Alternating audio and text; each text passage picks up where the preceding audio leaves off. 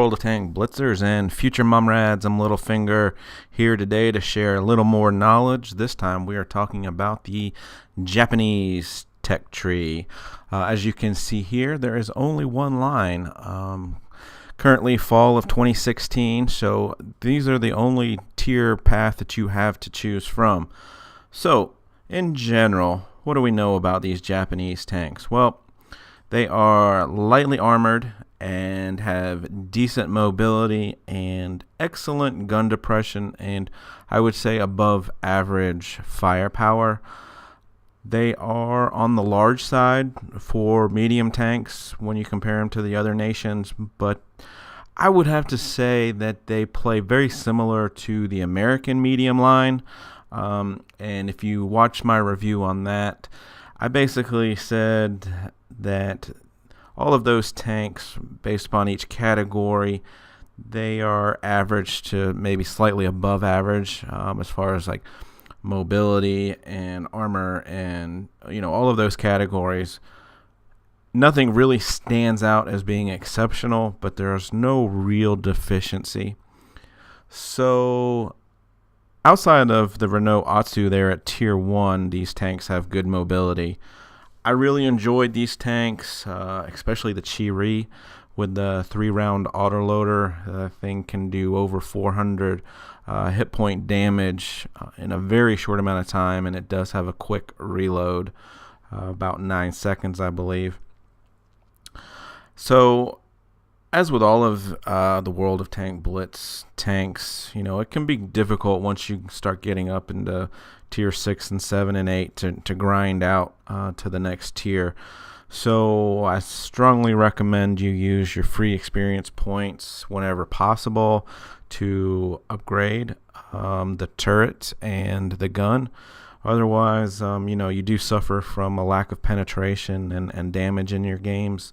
One of the things with these Japanese tanks is they do have good penetration values, but they don't dish out necessarily a lot of damage at one time. So you have to use your mobility, which is obviously your strength in this tank, to be more like a ninja and get a shot in and just relocate or hide. And never in these tanks do you want to get into a situation where you are trading shots with anyone. So these tanks are going to appeal to someone that plays more cautious with their hit points. I like to say, just pretend like you're starting out each battle with being a one-shot kill, and then towards the end of the game, if you've got hit points remaining, you can be a little bit more aggressive. So let's go ahead and take a look at the details on the Tier 10 STB1. So here is the STB1. This is a really nice looking tank. The stats there on the right are pulled from the Wikipedia page for World of Tanks, so they might be slightly different than what the gameplay is for Blitz, but in general they're pretty close. So the speed limit there at 53 kilometers per hour is fairly good. That's going to be a little bit slower than your German tanks like the Leo, but right up there in line with the Russian tanks, and definitely faster than the American tanks. The hull and turret armor at 110 and 132 are without a doubt the weak spot on this tank. I think that is the lowest of any of the mediums in Tier 10.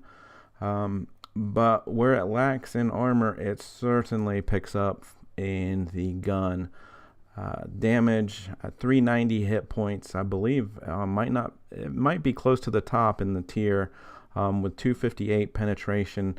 Those are numbers similar to the gun on the FV 4202, which is a great gun, but it also has a 7.5 rate of fire, so it gives you a DPM of 29-25, which is about the best in the class, I believe.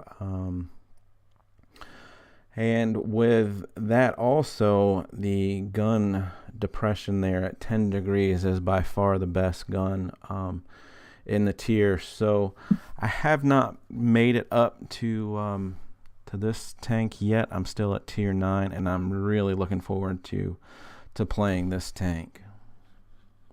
So that wraps up the review of the Japanese tanks as they are currently set up in World of Tank Blitz. Hopefully more are on the way. So, as always, guys, stay safe out there. Enjoy playing this fun and exciting game. Get educated, not fingered. Littlefinger out.